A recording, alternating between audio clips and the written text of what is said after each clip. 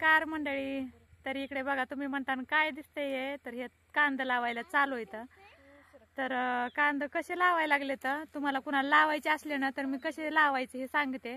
तर बघा, त्याच्या हिशोबाने तर कांदे लावले ना तर एकदम चांगले येतात. तर हे महाग दिसतात काही, पूर्ण ड्रीप घेतली करून आणि सऱ्या वळड्यात.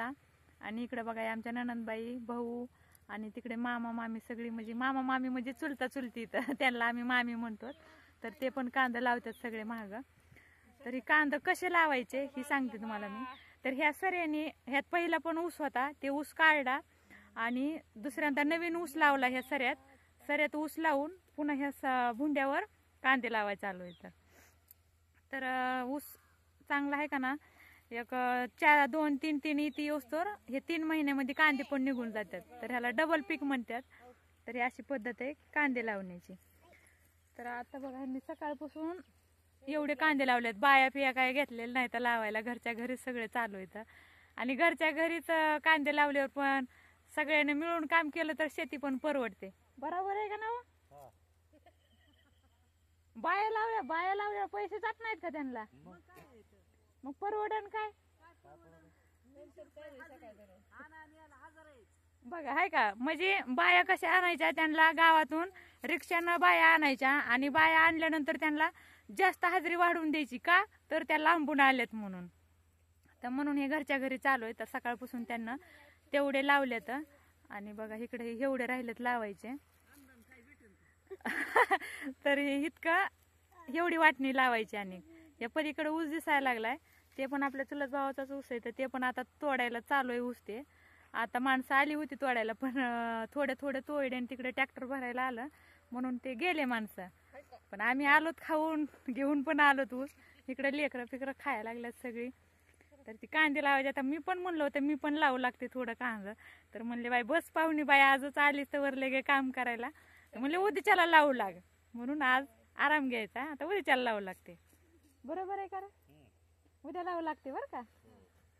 मला हजेरी म्हणजे बाकीच्यांना 500 देतात आणि मला 300 का? घरचा माणूस आहे मी. किती लांबून आले रे, मी धाराशिवून आले. बघा मला तर किती तिकीट लागलं असतं न्यायला, आहे का ना? अर्ध तिकीट नाही, अरे बाबा तिकीट वाढलेत आता. बघा आधी असं गोड बोलून तिकीट कमी कमी केली म्हणतात, आणि आता जास्त तिकीट वाढवली. हाईत ही तिकीट झाली जास्त वाढले तिकीट. हा खरं तिकीट वाढले. तर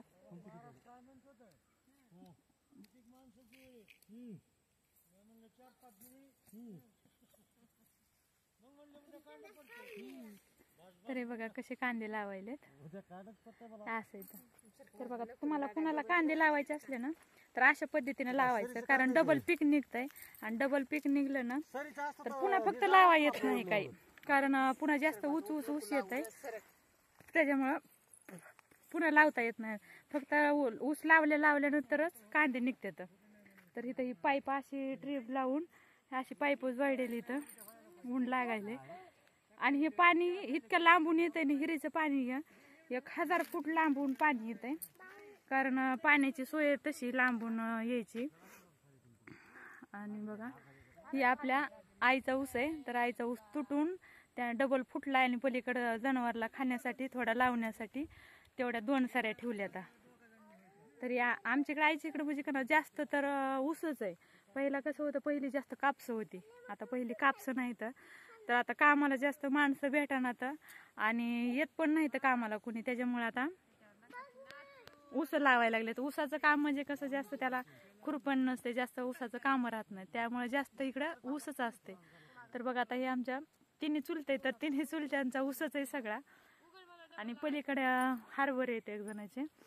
तर हे असे कांदे बघा, तुम्हाला कुणाला लावायचे असले ना कांदे तर नक्की हा व्हिडिओ बघा आणि ह्याच्यातून नक्की कांदे लावा. एकदम भारी कांदे येतात. आणि ऊस लावल्यामुळं त्याला जास्त पाणी पण मिळते, खात पाणी मिळते, म्हणून एवढे भारी कांदे येतात ना, नुसती हिरवी गार पात तर दिसते. तुम्ही नक्की आहे का ना ट्राय करून बघा, एकदम भारी कांदे येतात. तर म्हणताना खरंच भारी कांदे आले. तर कुणी लावित हे व्हिडिओ बघून त्यांनी नक्की मला कमेंटमध्ये सांगा तर कसे वाटते तुम्हाला कांदे लावल्यानंतर. चला बाय मंडळी.